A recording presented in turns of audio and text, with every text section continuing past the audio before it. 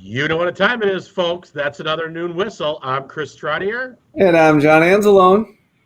Welcome. Look at these. Look what we got here. We got the Elkhorn YouthBuild from the Career College Academy. Very Welcome, nice. Kelly and Carl. Welcome. Thanks for having us. Thank you. You bet. So obviously, I'm quite familiar with the program, but some of our listeners may have not been as familiar with the program. Why don't you, let's kick it off. Why don't you tell us, Kelly, why don't you tell us a little bit about, in a minute or two, the Career College Academy, what it is, where it's at, kind of the rebranding, and then how the YouthBuild fit into that vision. Just a nutshell, right? Just a nutshell. Just a nutshell. Kind of a shell would house this nut, right? Right. Why am I in this nut? The Career and College Academy, a lot of people know what we were before as the alternative high school that's been on Gateway Technical College's Elkhorn campus since 1990. And it would only serve 11th and 12th grade students. And they had to meet some criteria to leave the traditional high school and come to us. Sorry. But we were getting calls from students who were in 9th and 10th grade and students who just wanted that connection to Gateway Technical College or the world of work, and they wanted their high school schedule to reflect that. So what we did is we went to the drawing board and we thought, what would school look like for grades 9 through 12, and how would we change to support that? And through a lot of different conversations and planning, we developed the Career and College Academy, and we were funded through an expansion grant through the Department of Public Instruction. And so what that meant is that we got to plan with our partners what an early college high school experience would look like for students and for that college piece, but then for the career piece. We were awarded a grant through the Department of Labor, and it was $899,000 to work with 50 students to build a single family home in Walworth County for a family who could not afford or wouldn't qualify for a traditional bank loan for a house. And you did it.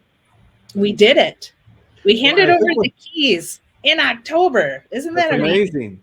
Well, I think what's amazing, there's a couple of things that I just want to highlight for the listeners and viewers. Is one, it's a 9-12 academy. It's no longer an 11-12. No. Number two, the YouthBuild is obviously a highly successful program, and we are always looking for new partners and new opportunities. That brings in Carl. Carl, tell us your role on the YouthBuild, and what do you do, Mr. Bjorge? Yeah, so I kind of manage some of our day-to-day with our students. I'm getting them working on different hands-on applications to get them the experience to then either proceed into a career after they're done with school or while they're still in school, or to realize if this is even something that maybe they thought they wanted to do and maybe they changed their mind, or it opened their eyes to a whole new avenue of a career that they didn't even think about that's still kind of in the trade ballpark, but not what they necessarily originally thought.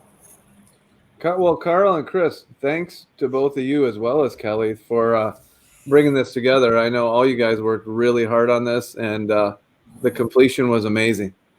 It really was. We handed over the keys in October, and I when we look back at the project, our placement rate for students after their build or construction experience extremely high. So it's 6 months on the build, but then a year of case management and follow-up where they are getting jobs in the community. They're utilizing the skills, gaining apprenticeships. So it's been pretty amazing. You see the house and it's right. This amazing thing, but what it's done for all of the students is even more amazing. Yeah. I think seeing the students who go through this experience, who come to us with a variety of gifts and abilities and skills, to see them go through mock interviews, work on the build 4 days a week, and really gain that confidence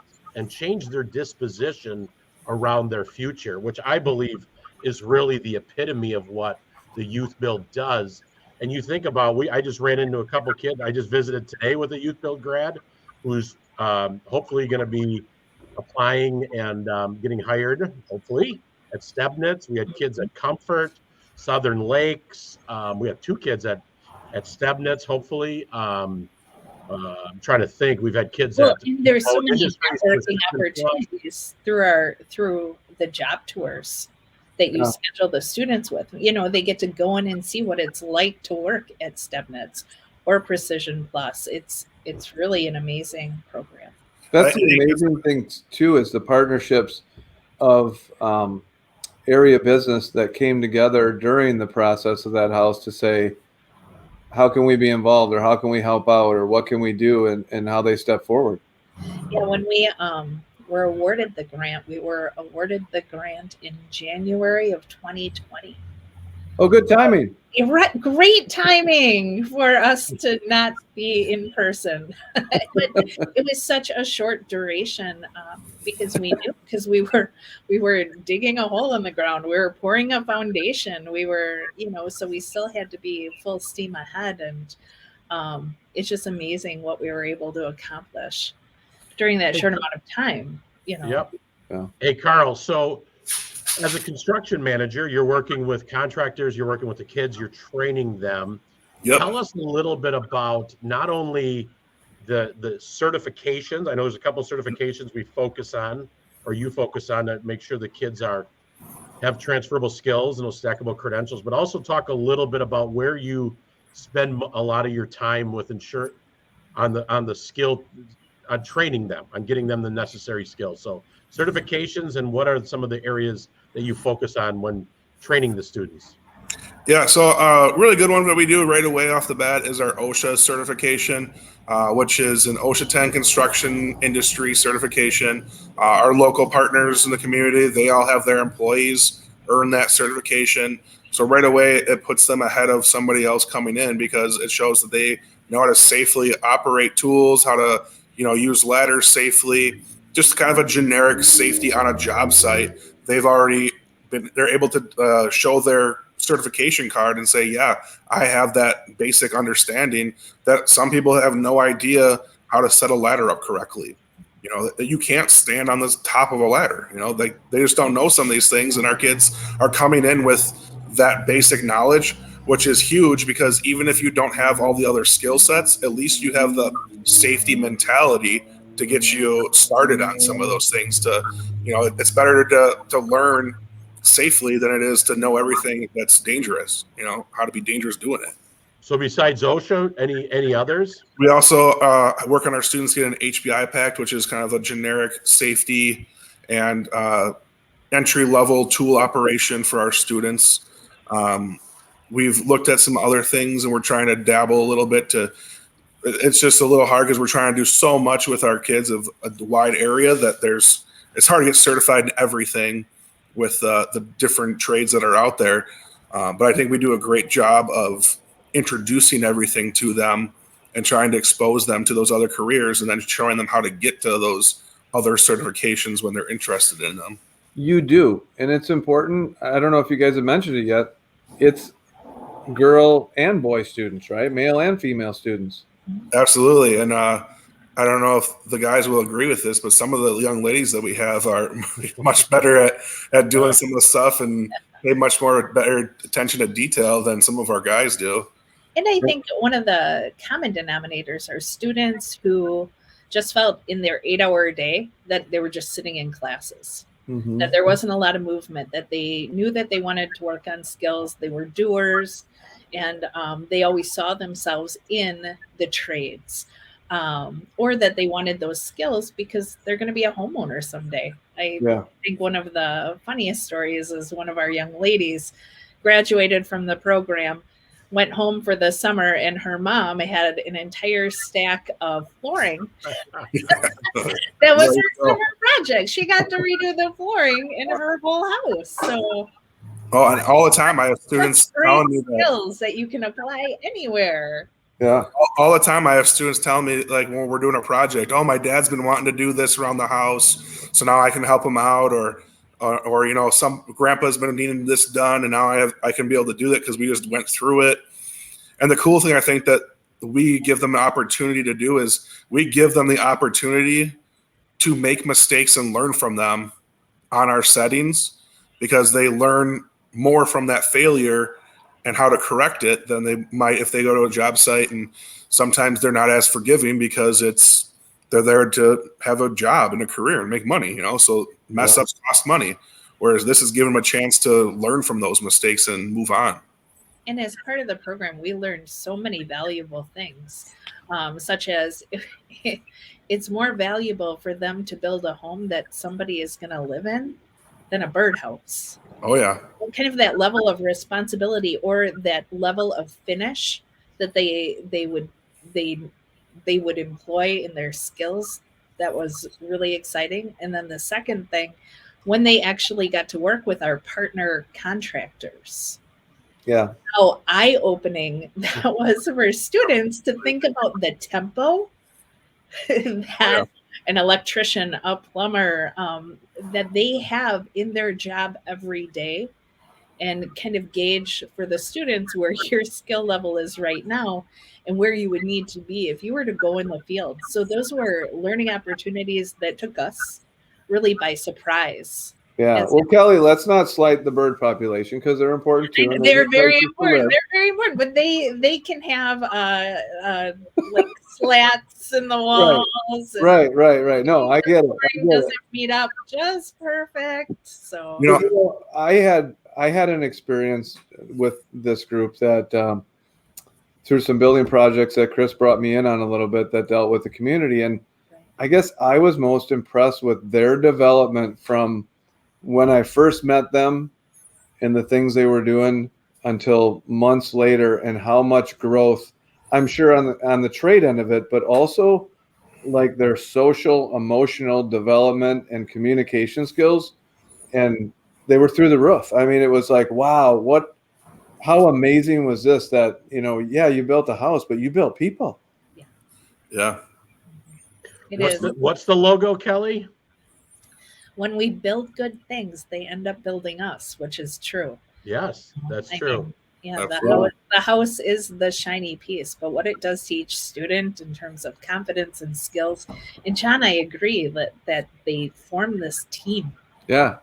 You know, and it's this really healthy a group where kids can learn and grow and make mistakes. Yeah. You know that everybody makes mistakes, and yeah, it's pretty cool. We had a comment here from Nate, and the comment was, a good education doesn't always require a 4-year degree. Oh, Chris, thanks for putting that up. You know, these young men and women are miles ahead of the game thanks to this program, and wish they had something and had this opportunity when they were in school. I think, you know, that sums up a lot of what you're saying. So Kelly, I was going to ask, in the spirit of Nate's great feedback, and thank you, Nate, and also Amanda Hine, who said she loved the noon whistle.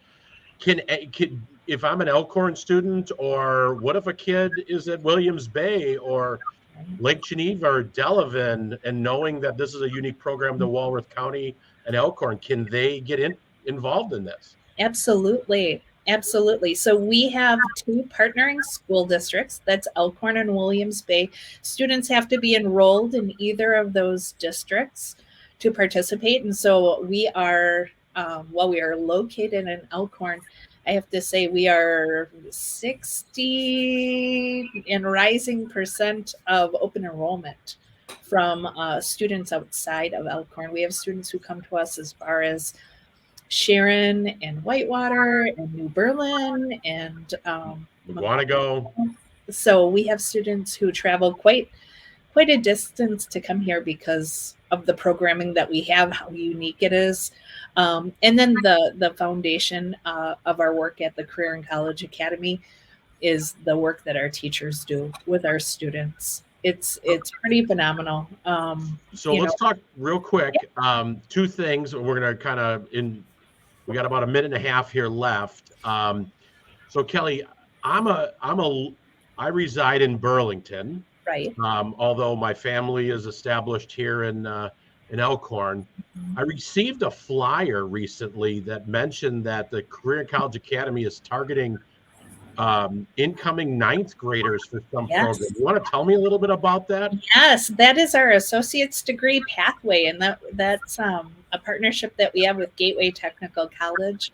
The vision for the Career and College Academy is that we have programs that are specific to different careers that students want, but if students are interested in college and advancing their college credits to even an associate's degree before they graduate high school, we have that ability. And it's through the dual credit program where all of those credits count in their high school diploma and on. So you could get an additional 63 credits of your college paid for while you're in high school, and you have that supportive team in the high school around you. So I have a teacher who just works with my college going students to make sure that they're doing well in their classes. But we're helping students make that transition to college. So I have a seventh grader. So I could, as an eighth grader going to high school, enroll in the Career and College Academy, get my associate's degree before I graduate high school with support, and those credits would more than likely transfer to UW school.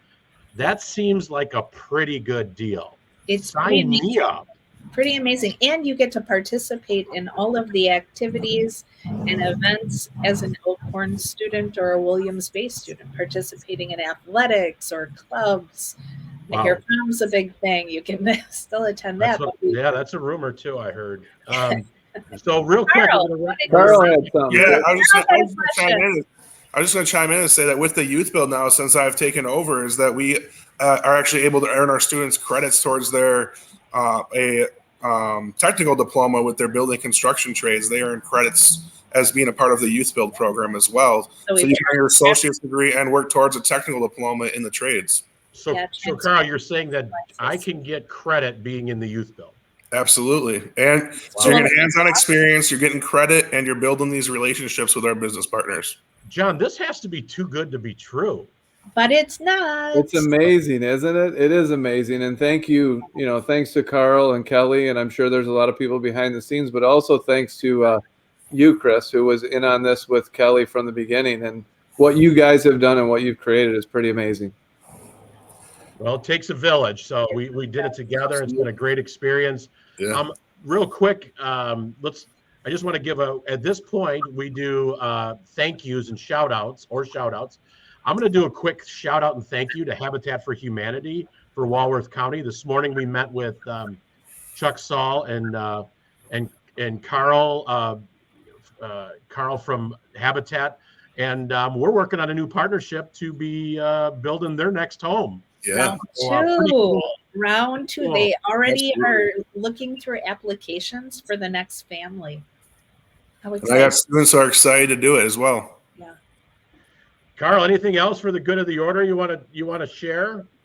I just think it's an awesome opportunity for our students. I got kids telling me all the time that they take a trip over to Whitewater to just do a quick drive-by of the house because they're so proud of it, and they show their family, and there's just a lot of win-wins for everybody who's involved. And all we need really is more partners to give our kids more exposure at this point, and we can just keep this thing going for years to come.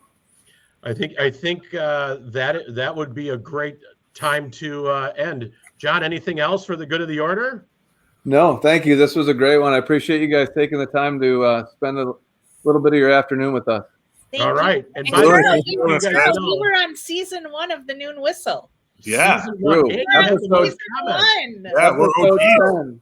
Yeah, we're the original cast now. There we go. Thanks, everybody. Thank you. Have a great day. We'll see you next week.